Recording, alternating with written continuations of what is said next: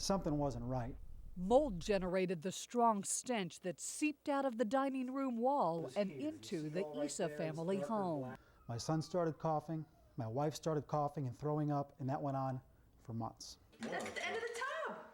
Mold and tile experts trace the mold in Dan Isa's house to the master bath. It's a really poor design. Dan's neighbor, Rhonda Garrett, claims there was a connection to the mold in her master bath and her chronic headaches. I haven't had any problems since we replaced the shower. A few doors down, Rob Velez tells a similar story. This part of the wall was soft, so that when you pressed on the tile, it just went into the wall.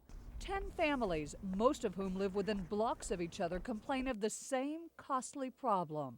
It was bad enough that we had to replace the tile in the shower and the tub. It was over $4,000. Homeowners told us of moisture-induced rotting that ate up the interior walls of their showers and bred a mildew or mold problem in the master bath. In 2 cases, the water damage spread from the bathroom into the adjoining wall and floor of the formal dining area. It started making these stains that are turning dark and black. I found 3 experts who had either inspected or repaired the damage in several of these houses. 2 of them agreed to give us their professional opinions on camera. Put it up here higher. A tile installer of 30 years, Paul McNabb, blames shoddy workmanship for the problems in 2 homes that he examined. They're all done the same way. Same result. Paul tore down Rhonda Garrett's shower walls where he claims to have found non-water resistant drywall built into the shower floor. He says this created a breeding ground for moisture and mold problems. The drywall went into the shower floor, allowing the water to suck up from the shower floor. Mold remediation specialist Dan Bickford says he discovered both inferior construction practices and a bad design in Dan Isa's bathroom, where caulking appeared to be the only sealer between the tub and tile. The caulking failed, which was the only moisture barrier. Water poured down in the walls in various areas, rotted out this wall completely.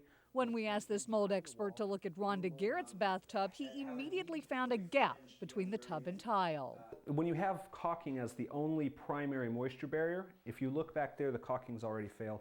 Both experts criticized the bathtub design, saying the fact that it's built into the wall means there's nothing to deflect water away from weak spots in grout or caulking. And if the caulking fails, it drops right behind the wall on all 3 sides. Beazer is the builder of all of the homes we looked at. In a letter to homeowner Dan Isa, Beazer blamed his problems on a lack of maintenance. The letter says any issue with moisture or microbial growth in your master bathroom was caused by the failure to caulk and or improper caulking around the bathtub. A second family also told us that Beazer faulted them for their issues. Right. But the Garretts and Velezes fixed the mold problem on their own without contacting Beazer. It is not homeowner maintenance. There's no way. We found 10 families living in Beazer-built homes in 2 neighborhoods, all reporting the same mold and moisture problems in their master bath. When I turned over our findings to Beazer, the president responded in this letter. It states, of the 10 homeowners you referred to us as purporting to have experienced problems, our records indicate we have not heard from 4 of them. The company goes on to say the other 6 were addressed on an individual basis. 3 of the 6 complaints were deemed warrantable and thus repairs were made. In the cases of the other 3, investigations revealed that any issues were the result of a lack of homeowner maintenance.